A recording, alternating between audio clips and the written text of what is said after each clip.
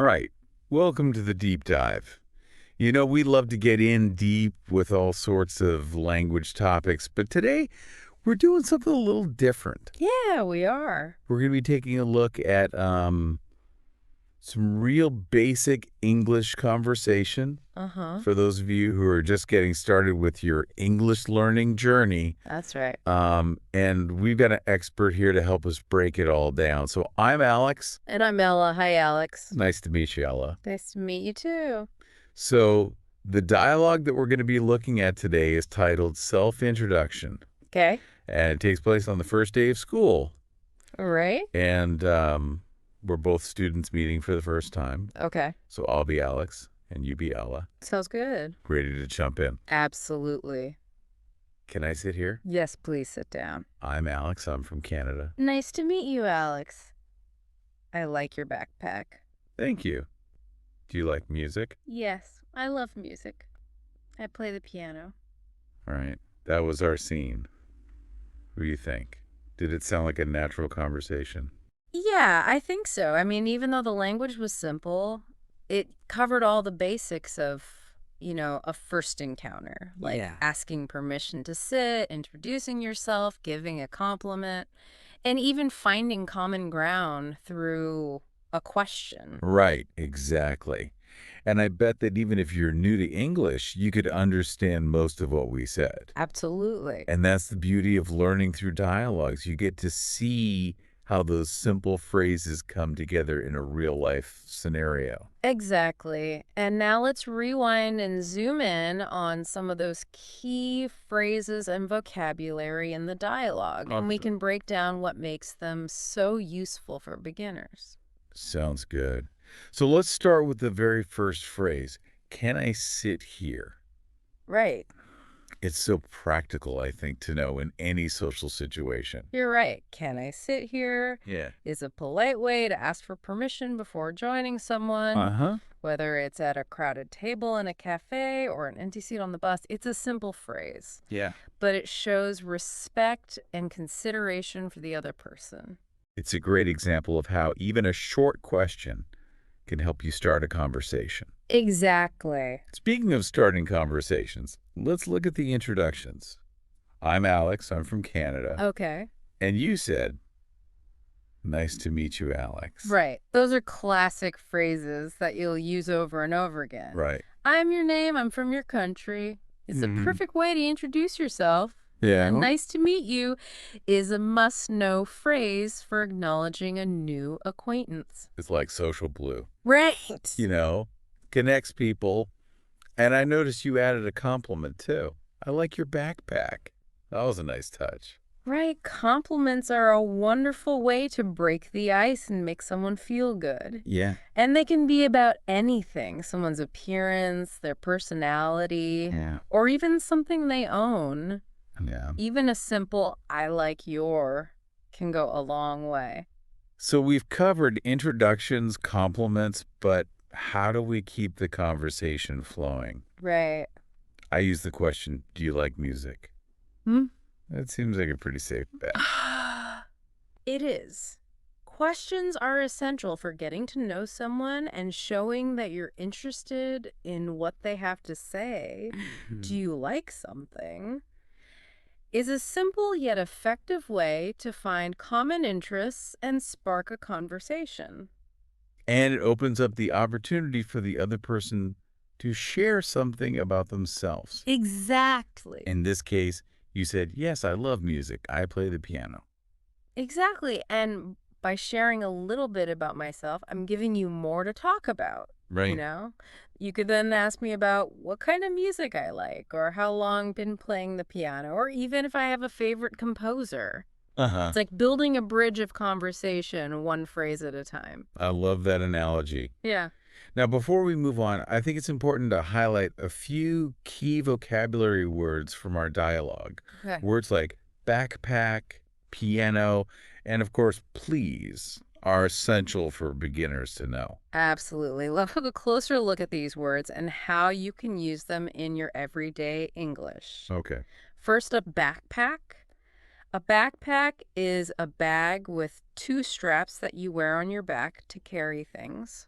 like books, clothes, or anything else you might need. Right. It's really useful for school or traveling. Uh-huh. You could say something like, I always put my water bottle in my backpack.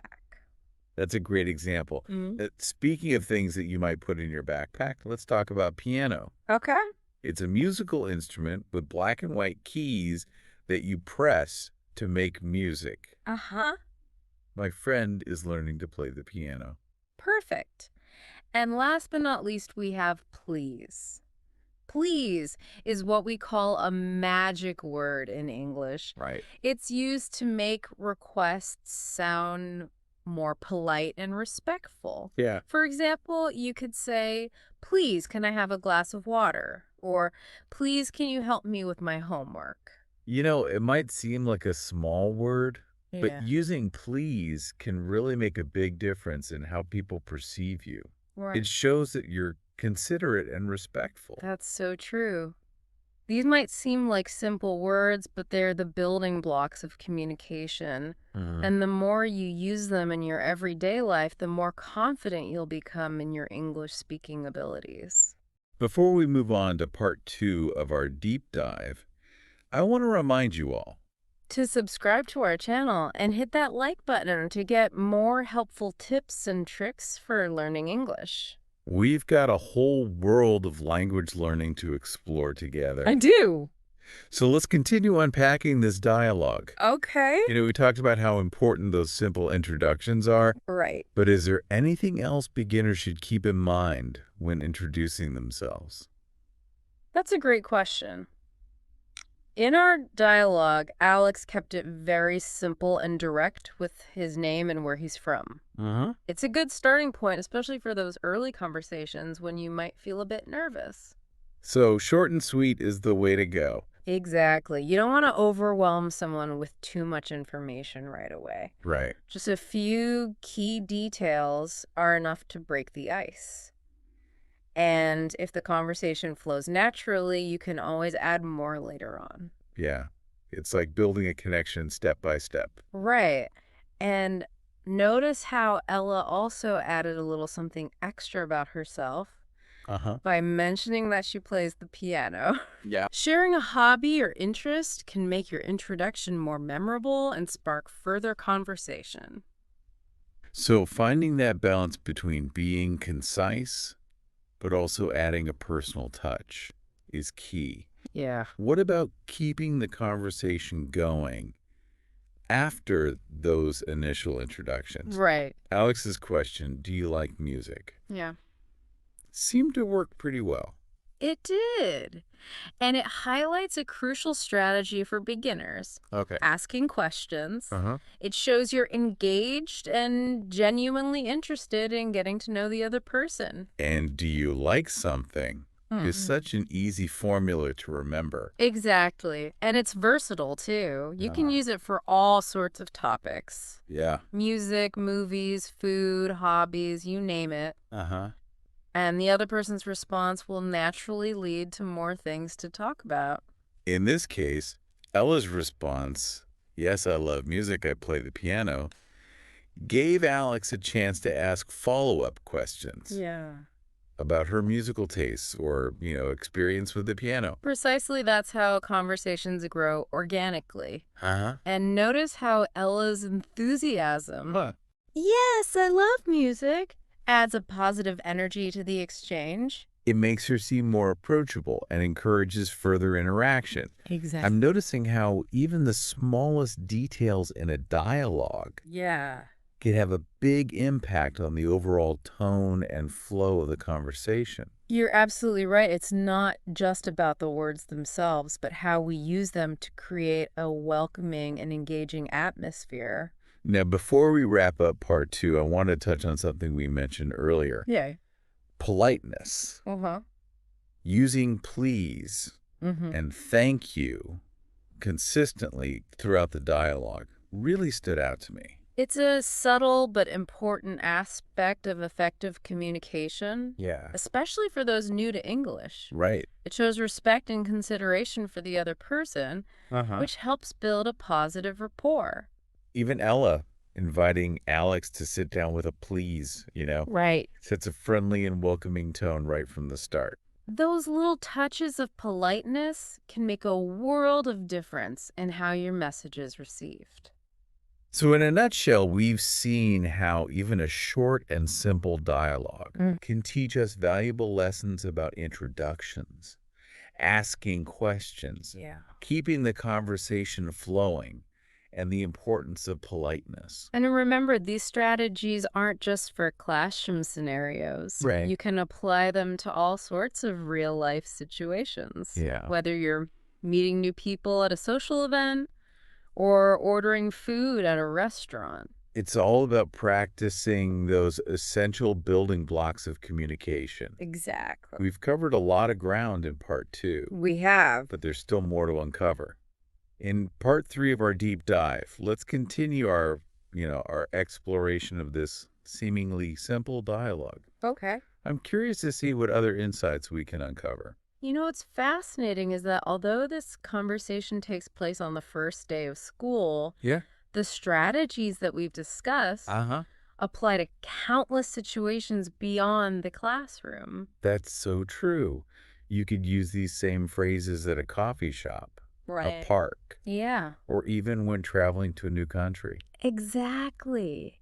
These are fundamental communication skills that can help you connect with people from all walks of life. And you know what else is fascinating about this dialogue? What's that? It highlights the importance of nonverbal communication. Right. Even though we only have the words on paper, Uh-huh.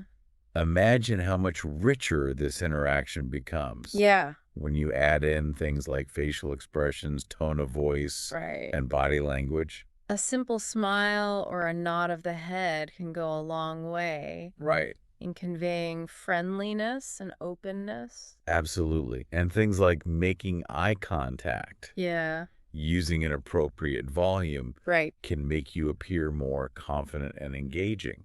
These nonverbal cues are like the secret ingredients that add flavor and depth to our conversations. They bring the words to life. And speaking of bringing words to life, Yes. let's talk about pronunciation. Okay. Even if you understand the phrases and vocabulary, Right? clear pronunciation can make a world of difference in how well others understand you. You're absolutely right. It's like the bridge between knowing the language and actually using it effectively Yeah. in our dialogue. Pay attention to the sounds of each word. Okay. How do we pronounce Canada? Huh. How about backpack? How about piano? Try to mimic the way we say them. And remember, it's okay to have an accent. Exactly. Everyone has one. Right. The important thing is to practice speaking clearly and confidently. Exactly. Don't be afraid to practice out loud, even if it feels a little silly at first. Yeah? The more you practice, the more natural your pronunciation will become. Uh-huh. And as your pronunciation improves, you'll find that people understand you more easily, Right. which in turn boosts your confidence. It's like a positive feedback loop. Exact. Better pronunciation leads to better communication, Right. which leads to more confidence, which leads to even better communication. Precisely. And as you gain confidence, you'll be more likely to put yourself out there, Yeah. practice speaking English, and embrace those real life conversations. Throughout this deep dive, it's become clear that learning a new language is an ongoing journey. Absolutely. It's not about reaching perfection, Right. but about continuous growth and improvement. I couldn't agree more. It's about embracing the challenge, having fun with the process, Yeah. and celebrating those small victories along the way. Right. Every conversation, every new word you learn Yeah. is a step forward on your language learning adventure. And remember, mistakes are part of the process. Absolutely. Don't be afraid to make them. Yeah. Learn from them and keep practicing. That's the important part. The most important thing is to keep that communication flowing. Yes. Keep connecting with others and keep exploring the wonderful world of English. Well said.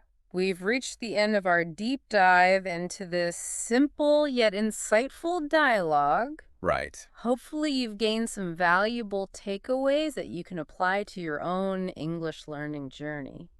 And if you enjoyed this episode and want to explore more language learning tips and tricks, Yes. be sure to subscribe to our channel Right. and hit that like button. We've got a whole treasure trove of knowledge waiting for you. We do. Until next time, happy learning. Thanks for joining the conversation here at Kaz English. We hope you found it fun and informative. Don't forget to check out kazapp.uk. That's kazapp.uk for more tips, resources, and interactive practice. Keep exploring, keep chatting, and we'll catch up with you again soon.